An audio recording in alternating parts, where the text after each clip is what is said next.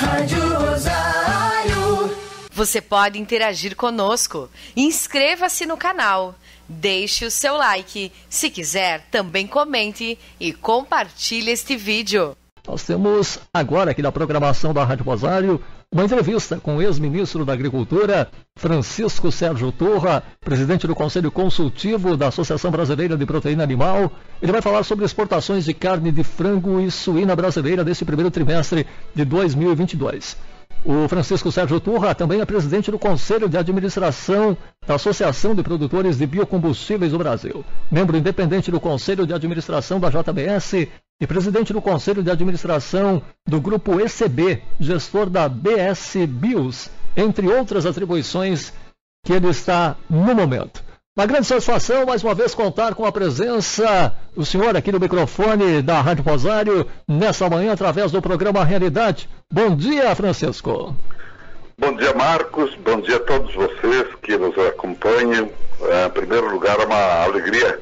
Faz tempo que nós não falamos e realmente, então, isso reaviventa a vontade de a gente poder se comunicar com cada um dos amigos de Serafim da Correia e da região.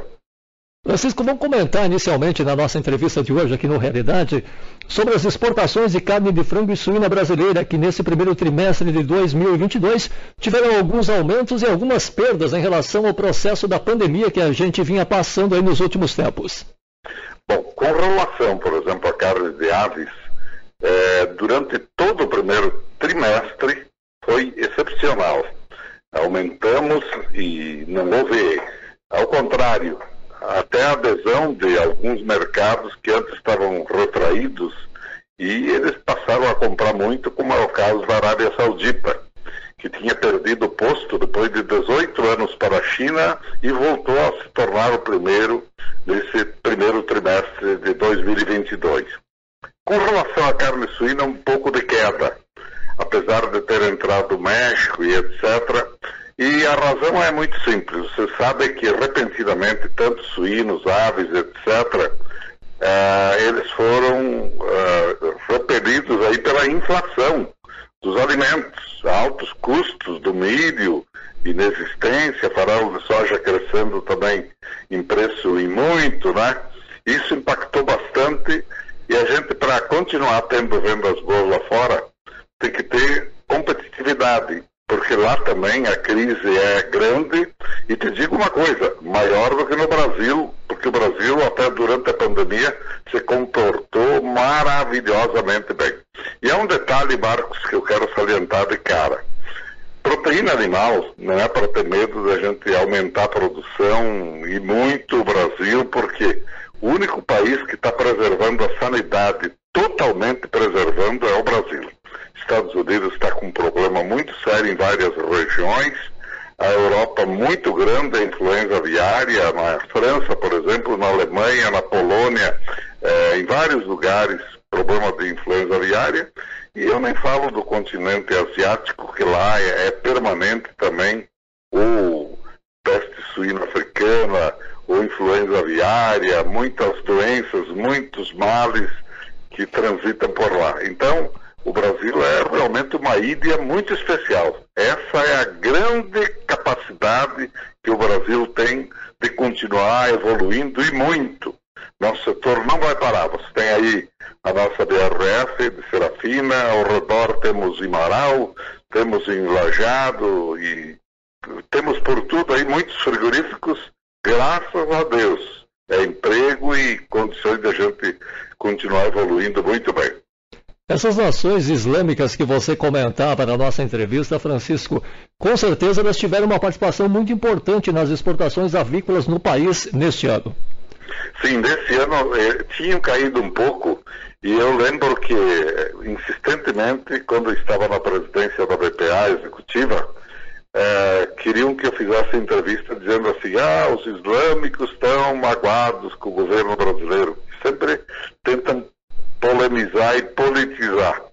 Não era isso, não. Eles tentaram produzir no deserto, e você imagine se é difícil você produzir fora do deserto, como é produzir no deserto, montar um aviário, montar um matrizário, montar uma fábrica de ração com produto que não tem.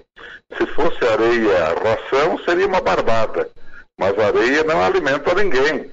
E por isso que a gente tem que dar graças a Deus de estar no Brasil, né?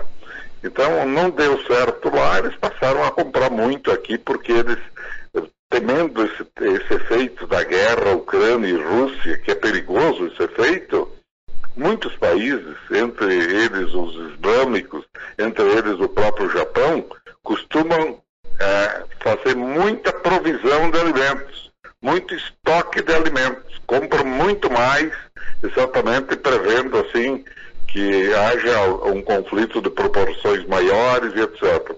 E assim anda o Brasil.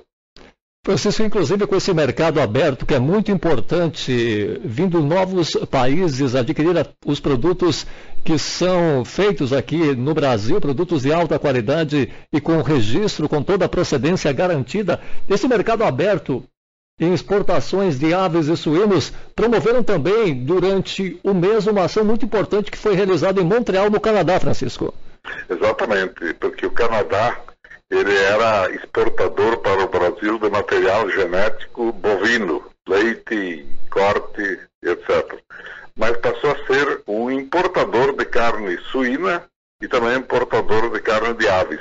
Ele importa, processa e reexporta. O Canadá é muito evoluído, um mercado ativíssimo, sem dúvida nenhuma. Então a feira foi ótima e o Brasil, pela primeira vez, comparasse essa feira ao Canadá como convidado. E esse crescimento em material genético durante o mês de março é muito importante para a sequência do mercado também, Francisco.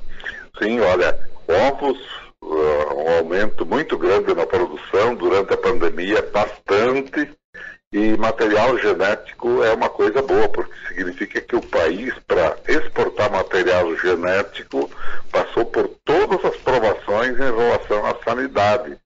Porque ninguém exporta material genético se fica em dúvida o problema sanidade. Também sobre essa questão de material genético, que cresceu esse percentual importante, que foi de 10,7% no mês de março, nós temos como destacando também em relação aos mercados, Francisco, os principais destinos para as exportações, como o Senegal, que por enquanto vai liderando o volume em negócios, mas temos também outros países próximos aqui ao país, que seriam Colômbia, México e Peru, que também têm fatias importantes nesse mercado. Esses países, nossos vizinhos aqui, eles praticamente não compram carne de aves, eles são autossuficientes. O México compra porque precisa e precisa muito de carne suína. Mas de genética eles precisam exatamente porque eles não têm mais como comprar material genético dos Estados Unidos.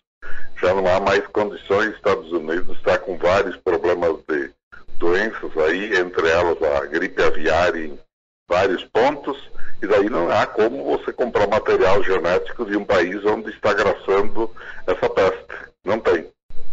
Essa Associação Brasileira de Proteína Animal, a qual você representa, que é muito importante para a avicultura e a suinicultura no nosso país, ela congrega cerca de 140 empresas, entidades de vários elos da avicultura e da suinicultura no Brasil. Esses elos estão interligados e são responsáveis por uma pauta exportadora superior a 8 bilhões de dólares. São números realmente que impressionam, Francisco. Não tenha dúvida. Olha, e eu acho que o trabalho feito ao longo, eu fiquei 14 anos lá e continuo agora, ele é muito importante para o setor. Porque se não fosse você ter uma entidade que só cuide de questões de exportação, questão de abrir mercado, de cuidar da sanidade, cuidar de tudo, se não fosse isso, é difícil que uma empresa se dedique ela própria a fazer a defesa do todo, do conjunto, nem que seja muito grande, não há como.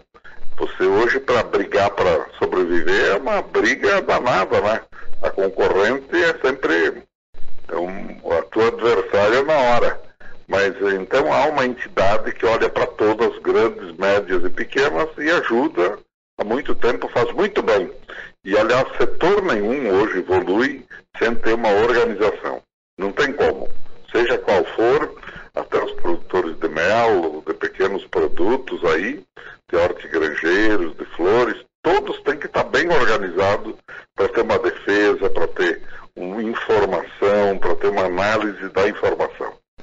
E após o período difícil que a gente passou, como a gente comentava na nossa entrevista de hoje, estamos conversando com o ex-ministro da Agricultura, Francisco Sérgio Turra, aqui no microfone da Rádio Rosário. Esse período que foi complicado, Francisco, porque nós tivemos pandemia, nós temos a guerra que está sendo efetuada entre países como a Ucrânia e Rússia, mas os dados da pandemia, felizmente, são números favoráveis. É claro que a gente perdeu muitas vidas durante todo esse processo, mas depois do final dessa pandemia, a tendência é que o mercado aumente ainda mais esses números, Francisco? Eu acho que nós dependemos um pouco que o tempo também melhore para nós. A estiagem, ela ficou, pelo menos para nós, muito complicada, porque a gente tem que buscar milho fora, longe, distante, não tem, tá. Mas eu acho que isso tem que ser suprido com esse lançamento que nós fizemos das 2 safras.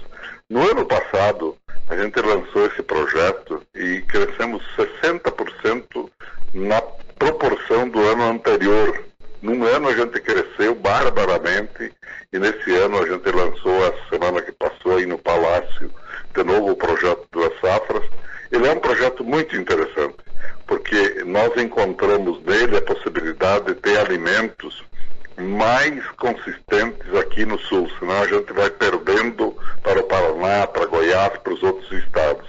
Então, quando você tem triticale, quando você tem o próprio trigo feed, ou quando você tem outras culturas de inverno que servem para alimentar o gado, a aveia branca, o suíno, o triticale, etc., e as aves e tudo, você daí passa a ter mais confiança para aumentar a produção. Por quê? Porque existe chance.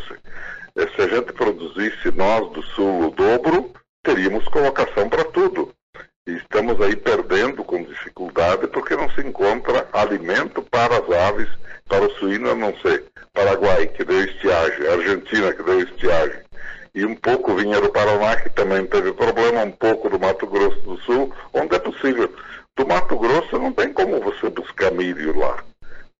O custo do frete é absurdo, impossível. Enquanto não abrir ferrovia, que aliás teremos breve, dentro de alguns anos, teremos ferrovias. Tarcísio Gomes de Freitas privatizou, lançou projetos e vai acontecer, isso sim. Aí é possível porque reduz 50% o custo do transporte de milho do Centro-Oeste para cá.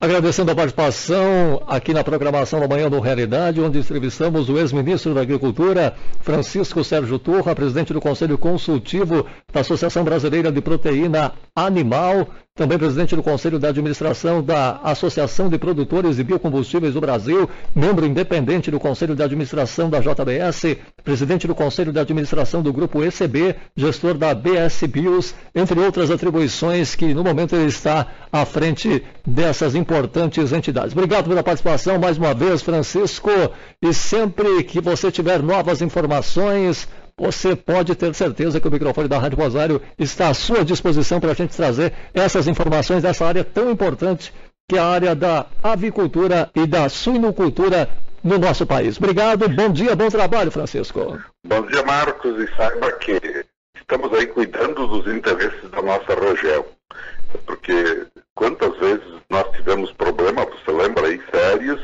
e que juntos, por a gente conhecer e gostar desse povo que é da nossa área de abrangência aí, vocês, nós, Marau e etc., somos a mesma ligação, nós conseguimos ajudar muito, muito a vocês também. E continuamos assim. Grande abraço a cada um, a todos, muita saúde e paz.